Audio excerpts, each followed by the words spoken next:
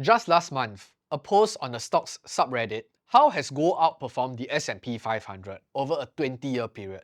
At first, it sounded ludicrous, but the original poster cited the difference in performance, where between April of 2005 to 2025, the GLD, which is the ETF that tracks gold, surged over 630%. Meanwhile, the SPY, that tracks the S&P 500, only returned over 340%. So, is this the end of the US exceptionalism story and the beginning of a new era for gold? Well, before we dive into that, do you know what else would be exceptional? You tapping the like button. Alright, let's break down this entire gold story.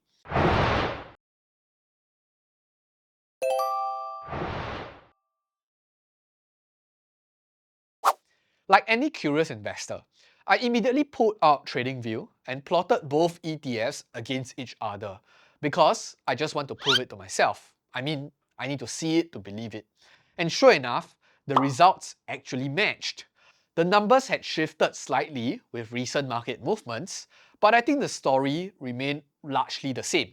Over a 20-year period, gold had seemingly outpaced the almighty S&P 500, an index many consider the gold standard. No pun intended. But here's where it gets interesting. There was a part 2 to that Reddit post, and it made a crucial point. What about dividends? So the S&P 500, after all, isn't just about price appreciation. It pays out cash, and when reinvested, that compounds over time as well. So I added a third line to the chart. It's the ticker SPXTR, which tracks the total return of the S&P 500 with dividends reinvested. And with that adjustment, the picture flipped. Over that same 20-year span, the SPXTR, sounds like a riddle, delivered a total return of around 640%, outpacing gold's 580%. Still, let's be honest, isn't it kind of insane that a shiny rock with no earnings, no innovation, and no productivity nearly matched the performance of 500 of the world's most valuable, most productive, and most innovative companies? But before we jump into the analysis, if you are into investment sharings like this one, then you'll want to check out our free weekly newsletter called Investing Bites. So each issue delivers bite-sized lessons and real-world stories straight from our team. And if that sounds interesting to you, head down to the link in the description below and we'll send the latest issue straight to your inbox. Now, back to the video. Here's where things got even more interesting. I started playing around with the time frames on those charts, zooming in and out, shifting the lens. And what you begin to see is how dramatically the story changes depending on when you look. So take the period from 2013 to 2025 for example. The S&P 500 Total Return Index crushed the GLD ETF, outperforming by more than 3.5 times. But flip to just the last 2.5 years, and suddenly gold is the hero, beating the S&P by over 2.5 times. So what exactly does it tell us? In my definition, data is presented in the eyes of the manipulator, and we are all just cherry picking our data to make a point. And if that's the case, why do investors still love the gold asset class so dearly? And here's our opinion. We believe that because gold is no longer just an asset class, it's actually a belief system. Long before ETFs actually existed, gold was already a store of value. Not because it generated cash flow or offered interest rates, but because it was tangible, scarce, and universally desirable. So from ancient Egyptian tombs to Roman coins to the gold standard itself, civilizations across time have hoarded gold not for what it does, but for what it represents.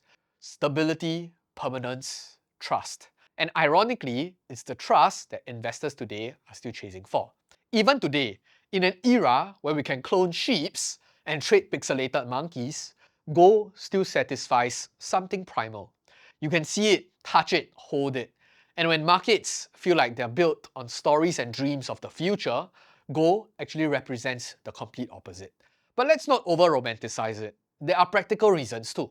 For one, I think diversification is the main talk in town.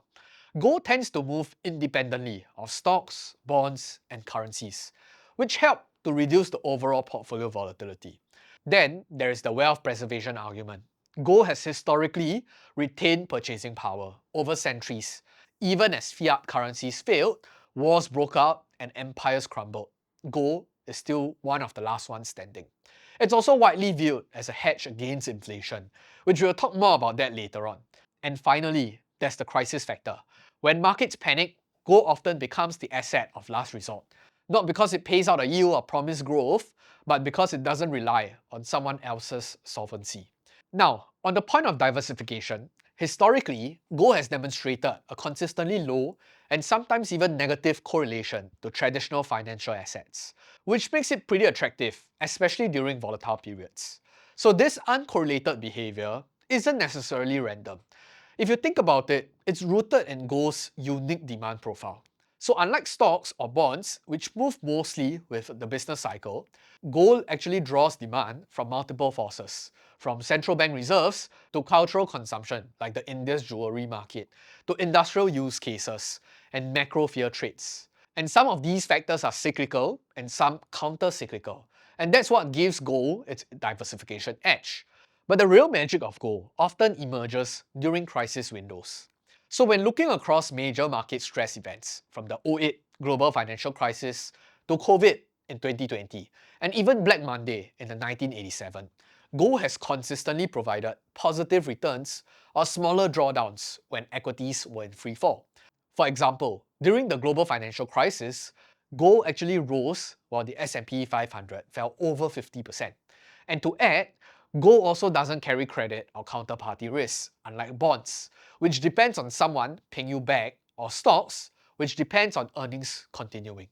And intuitively, that's why central banks, the institutions with the most to lose, still hoard gold until today. Now, if you ever heard of the phrase, gold is an inflation hedge, you're not alone.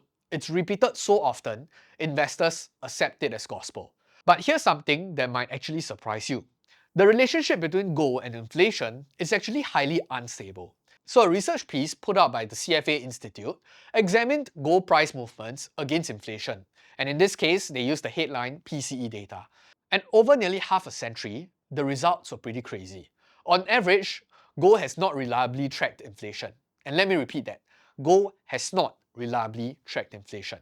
So when they're trying to plot the monthly changes in gold prices against inflation, they found no consistent correlation, just a random scatter. And in fact, gold's correlation with inflation averaged around zero, indicating no clear patterns. So what makes this intriguing is that this relationship constantly shifts. There has been periods, sometimes lasting years, when gold moved positively with inflation, and other periods when it did precisely the opposite. So does gold sometimes shine during inflationary spikes? Sure, I think we can find a time period that they do, but it isn't a bulletproof inflation hedge mechanism. So just like bonds doesn't always protect you against falling stocks, gold doesn't always protect you against rising prices. And the truth about gold as an inflation hedge is much messier than the investing cliche might suggest. Now, here comes the $1 million question. To be or not to be? Sorry, wrong video. To buy gold or not to buy gold?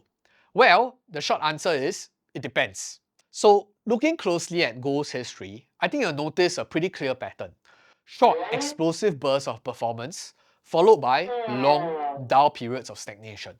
So investors who want to buy gold today need to be brutally honest about their motivations and the expectations of this asset class moving forward from here. Are you buying because gold is currently on a bullish run and you're afraid of missing out of this huge bull market? And if that's your main reason, pause and ask yourself, how long can this bull run last? And more importantly, how long will the next stagnation or decline persist? So perhaps the better question isn't whether you should buy gold, but rather, why do you want to buy gold in the first place? So if your goal is diversification or hedging long-term currency risk, then the answer might already be clear to you. Of course, some people are going to love gold no matter what you say. And clearly, to the group of investors who bought gold in the past 5 years, is likely feeling pretty smart right now. And they probably wouldn't care about what we've discussed in this entire episode. But let's zoom out. Over very long periods, say 100 years or more, and you pick whichever time frame you wish to start with. I give you the advantage. Gold has consistently failed to deliver compelling returns compared to productive assets like equities or even bonds. Sure, gold can stabilize a portfolio during tough times, but if you're counting on it as a core investment vehicle to carry you through retirement, you might find yourself disappointed at the end of the day. So I'm actually pretty curious about how this investing community thinks about gold as an investment vehicle. Feel free to leave your thoughts in the comment section down below, and how many of you actually do have some sort of gold exposure in your portfolio. So this is CK from Piranha Profit signing off. Till next time, keep winning.